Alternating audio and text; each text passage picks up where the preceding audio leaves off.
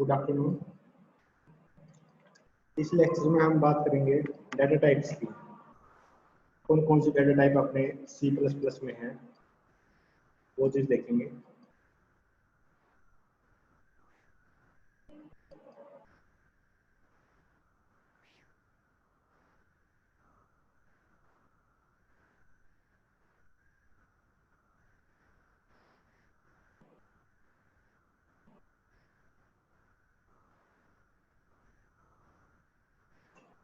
देखो, जो data types है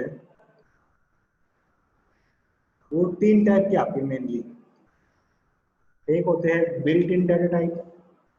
बिल्ट इन जो बेसिकली आपको प्रोवाइड किए गए हैं एज इट इज। एक होते हैं आपके यूजर डिफाइंड डाटा टाइप, जिनको यूजर डिफाइंड करता है। और एक होते हैं आपके डिराइव्ड डाटा टाइप।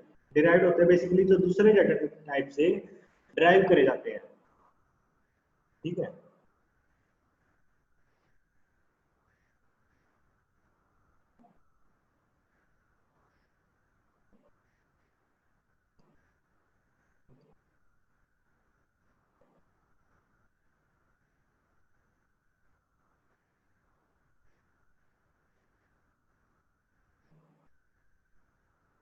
जो यूजर डिफाइंड डाटा टाइप है वो है जैसे आपकी स्ट्रक्चर, यूनियन,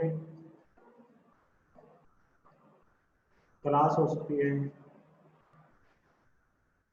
और एनुमरेशन।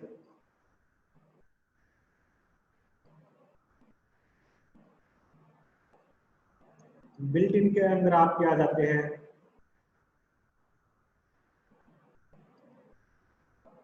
इंटीजर,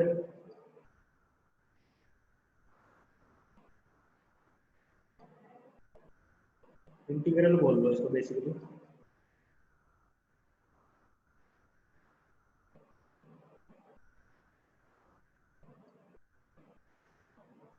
एक होता आपका वॉइड और फ्लोटिंग टाइप।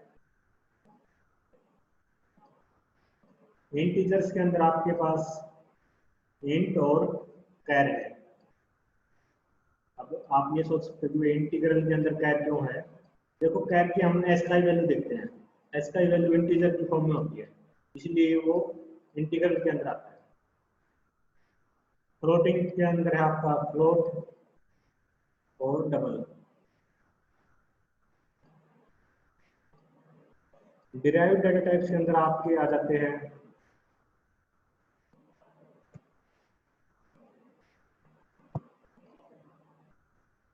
एरे, पॉइंटर्स,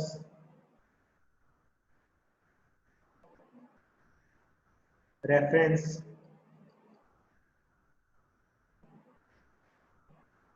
और फंक्शंस।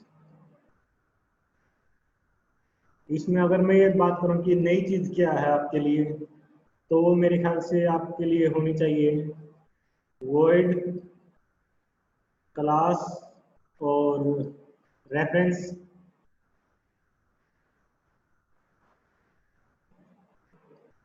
बाकी जो स्ट्रक्चर, यूनियन, एनुमरेशन है, array, pointer, functions, float, double, int, char, ये आपने सब कुछ पढ़ रखा है सी के अंदर।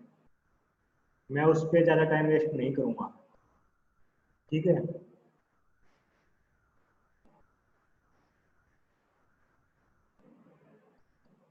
ये जो इंटीजर होते हैं, साइंड, अनसाइंड, लॉन्ग, शॉर्ट, ये सारी चीज़ें आपने देख रखी है पहले। तो अगर किसी को याद नहीं है तो अपना रिवाइज कर लेना, उस पर टाइम वेस्ट नहीं करेंगे।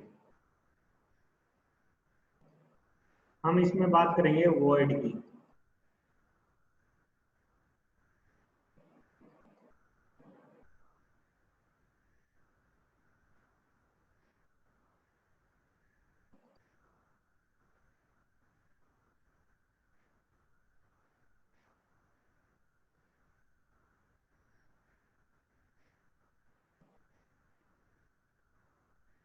देखो,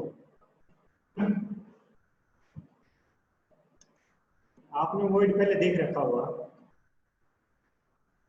एक तो इसका पर्पज होता है आपका रिटर्न टाइप बताने के लिए फंक्शन की। जैसे मान लिया मेरा कोई फंक्शन है fn, तो मैं अगर इस फंक्शन की रिटर्न टाइप बताता हूँ कि फंक्शन अगर कुछ भी रिटर्न नहीं कर रहा है, तो मैं लिख देता हूँ void और फंक्शन। दूसरा जो इसका पर्पज होता है वो ये है कि भाई अगर सपोज करो फंक्शन कोई आर्गुमेंट भी रिसीव नहीं कर रहा है, तो वहां पर भी मैं void लिख सकता हूँ। तो बेसिकली दो काम हो गए, एक तो आर्गुमेंट बताने के लिए अगर कोई रिसीव नहीं कर रहा है, एक ये अगर कोई रिटर्न टाइप नहीं है फंक्शन का, तो वो स्पेसिफाई करने के लिए। ठीक है, दो पर्पज आ गए।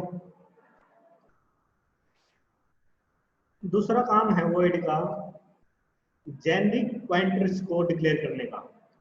जेनरिक पॉइंटर,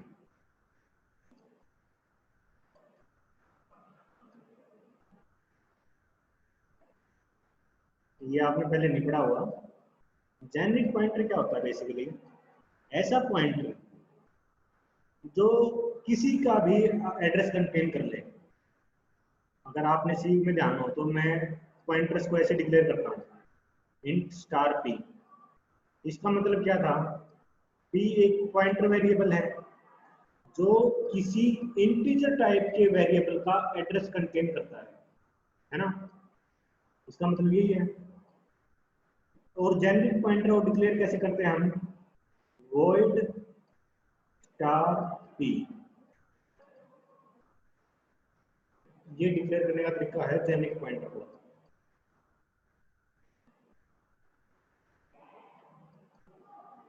अब सपोज करो मैं इसका नाम मान लेते हैं पी की बजाय, नाम चेंज कर देता हूँ मैं इसका एक बार।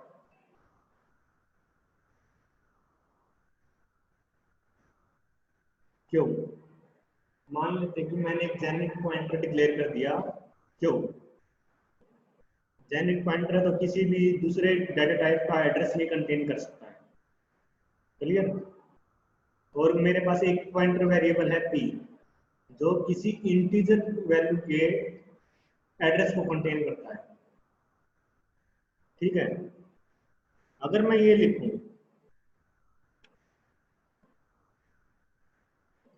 कि भाई जो क्यू है इक्वल टू पी, जब मैंने ये पी पॉइंटर क्रिएट किया, इसका मतलब क्या है?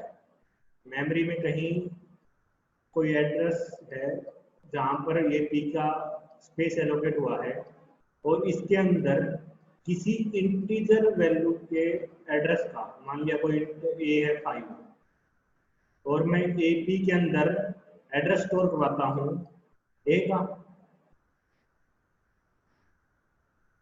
तो पी के अंदर क्या आया? एक एड्रेस, सॉरी %, आएगा। तो एक एड्रेस मान लेते हैं 2000 है, तो पी के अंदर वैल्यू आ गई आपकी 2000।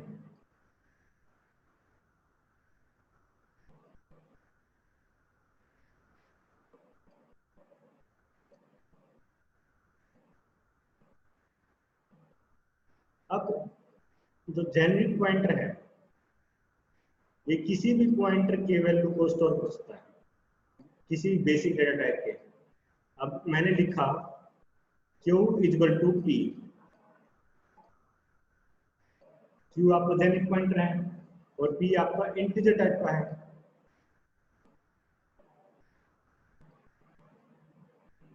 तो जो क्यू है उसकी वैल्यू, सॉरी पी है उसकी वैल्यू क्यू के अंदर स्टोर हो जाएगी। ठीक है, ये काम होता है जेनरिक का। सपोज करो मेरे पास कोई और पॉइंटर है फ्लोट, सपोज लेट्स से ये आर है।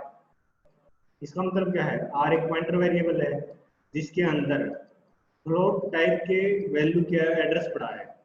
कोई वैल्यू है फ्लोट, मान लेते हैं फ्लोट बी इक्वल टू 10.5। ठीक है, और आर इक्वल टू %b। तो आर के अंदर बी का एड्रेस है ना? अब सपोज करो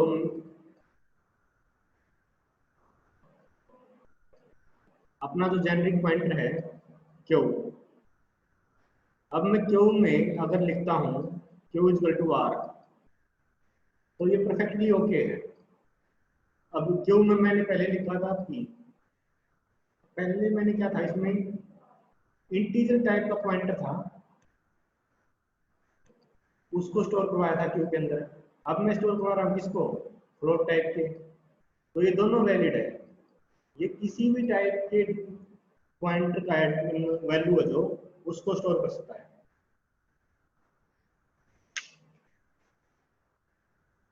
क्लियर है ये बात? Yes no?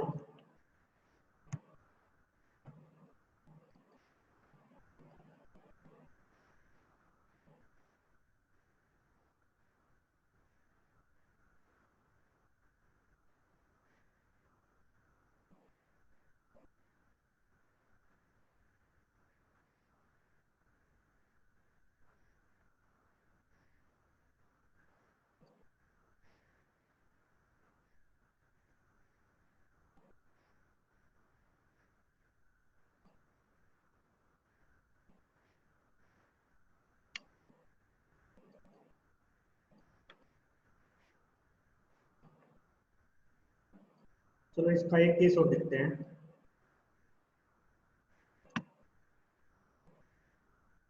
अपने पास दो पॉइंटर हैं,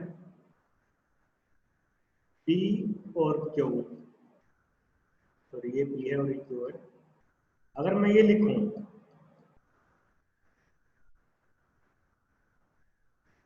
क्यू इजल टू पी, और एक ये लिखूं पी इजल टू क्यू,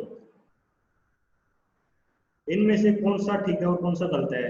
ये इसका नंबर है एक और इसका नाम नंबर है दो, बताओ वन और टू में कौन सा ठीक है?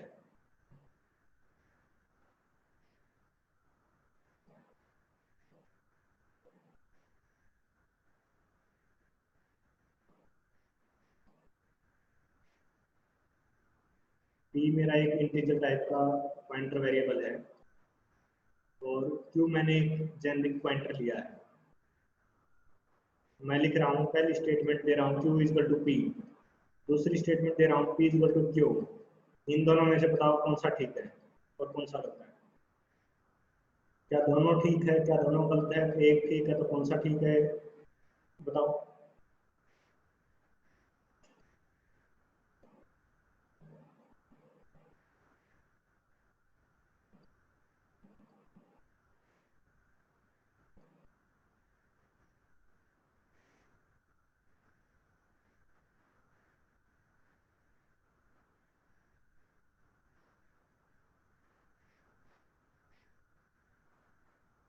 बताओ।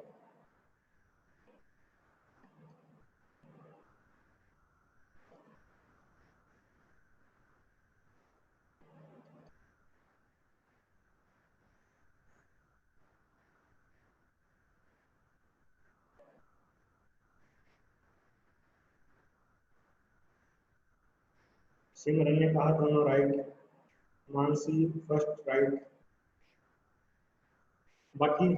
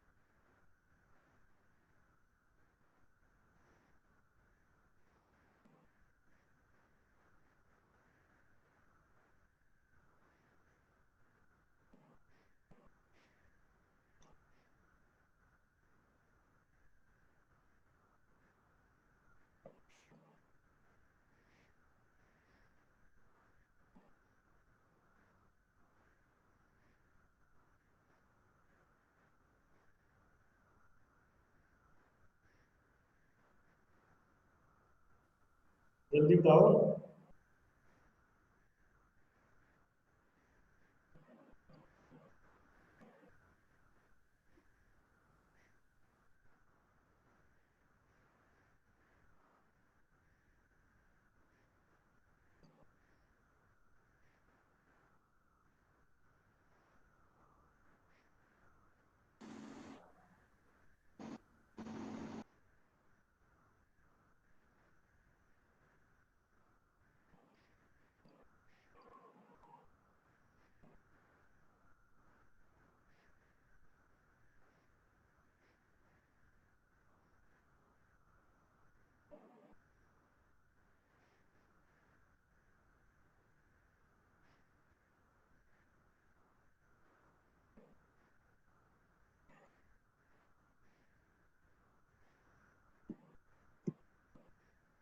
गलत ही बता दो।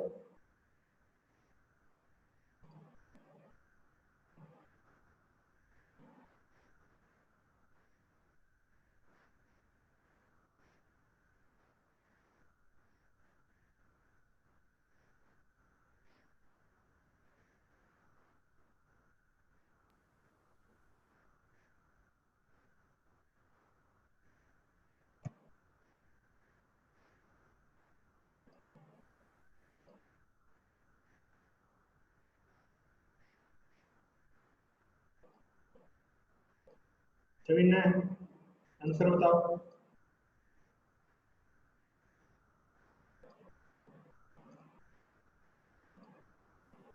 फर्स्ट वाला सर।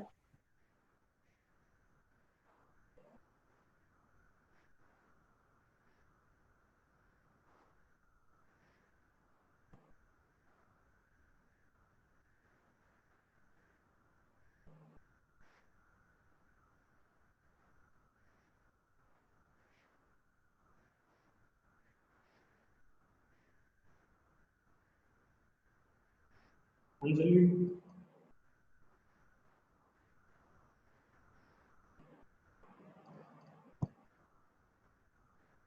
जल्दी बताओ, कितना टाइम होंगे?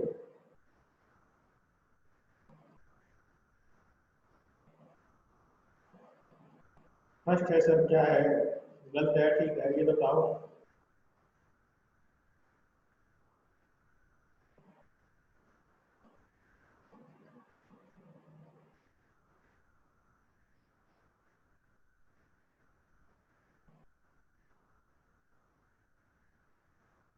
देखो, जो फर्स्ट स्टेटमेंट है, Q is equal to P. Q आपका जेनिथ पॉइंटर है। जेनिथ पॉइंटर मैंने क्या बताया कि भाई यही दूसरे किसी पॉइंटर का एड्रेस कंटेन कर सकता है, वैल्यू कंटेन कर लेगा। तो ये स्टेटमेंट हो गई आपकी बिल्कुल ठीक। दूसरी स्टेटमेंट क्या है, P equal to Q. P आपका इंटीजर टाइप का है पॉइंटर, और क्यू आपका जेनरिक है। पी के अंदर हम क्यू को स्टोर नहीं कर सकते, लेकिन स्टोर कर सकते हैं कुछ मॉडिफिकेशन करने के बाद। क्या मॉडिफिकेशन करनी पड़ेगी? हमने कास्टिंग करनी पड़ेगी क्यू को इंटीजर टाइप में कन्वर्ट करने के लिए, इंटीजर टाइप के पॉइंटर में कन्वर्ट करने के लिए। जैसे मैं लिखता हूँ P is equal to int star Q, ये कास्टिंग करने का तरीका है। तो अब ये बिल्कुल वैलिड स्टेटमेंट है। अब क्या होगा, जो ये वॉइड पॉइंटर था, जेनिथ पॉइंटर था, ये कन्वर्ट हो चुका है इंटीजर टाइप में, और इंटीजर टाइप का होने के बाद हमने असाइन किया है पी में। समझ में आई ये बात?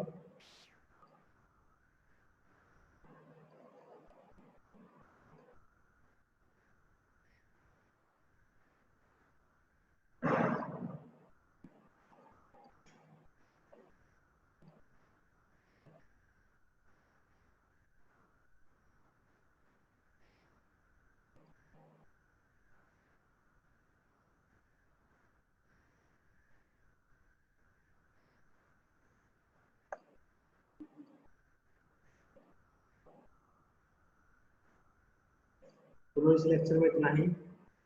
जो बाकी डेटा टाइप है, जैसे आपका स्ट्रक्चर था, एनुमरेशन था और यूनियन था, ये अपना खुद पढ़ लेना। ये मैं नहीं करवाऊंगा क्योंकि मैं ऑलरेडी करवा चुका हूँ आप लोगों को। और कल मैंने एक क्वेश्चन पूछा था कि भाई मैंने प्रिंट करवाना है हेलो वर्ल्ड, कैसे प्रिंट करवाऊंगे?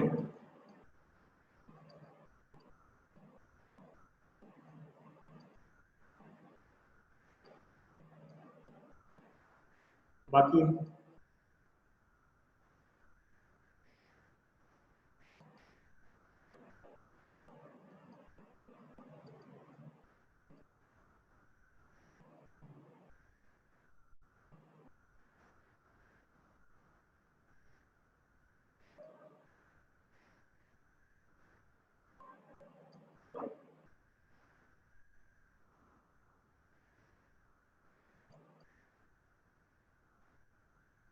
सिमरन आपका ठीक है।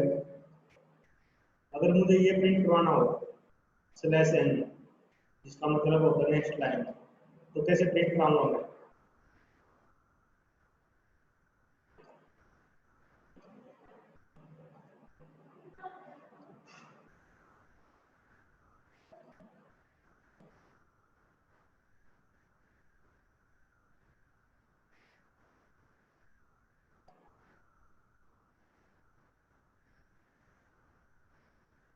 ठीक है सिमरन आपका। चलो मैं मीटिंग एंड करता हूँ, कल मिलते हैं।